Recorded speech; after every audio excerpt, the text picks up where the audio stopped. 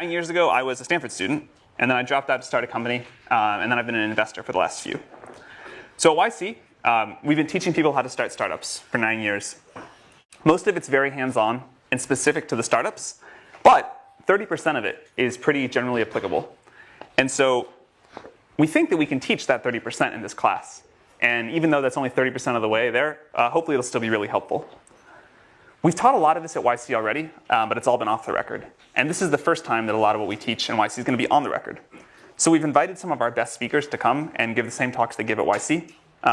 We've now funded 720 companies. And so we're pretty sure that a lot of this advice is pretty good. We can't fund every startup yet, but we can hopefully make this advice very generally available. Guest speakers are going to teach 17 of the 20 classes. I'm only teaching 3. Counting YC itself, every guest speaker has been involved in the creation of a $1 billion+ company. So the advice shouldn't be that theoretical. It's all from people who have done it.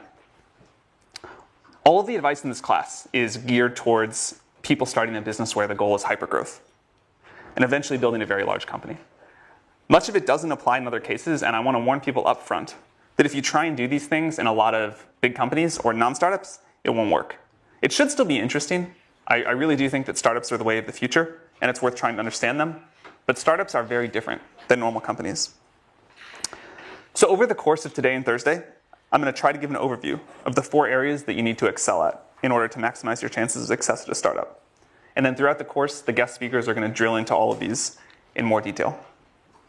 So the 4 areas. You need a great idea, a great product, a great team, and great execution. These overlap somewhat, but I'm going to have to talk about them somewhat individually to make it make sense.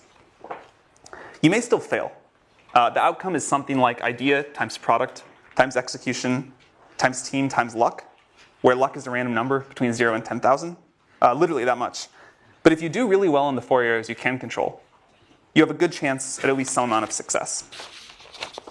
One of the exciting things about startups is that they are surprisingly even playing field. Young and inexperienced, you can do this. Old and very experienced, you can do this too. And one of the things that I particularly like about startups is that some of the things that are bad in other work situations, like being poor and unknown, are actually huge assets when it comes to starting a startup.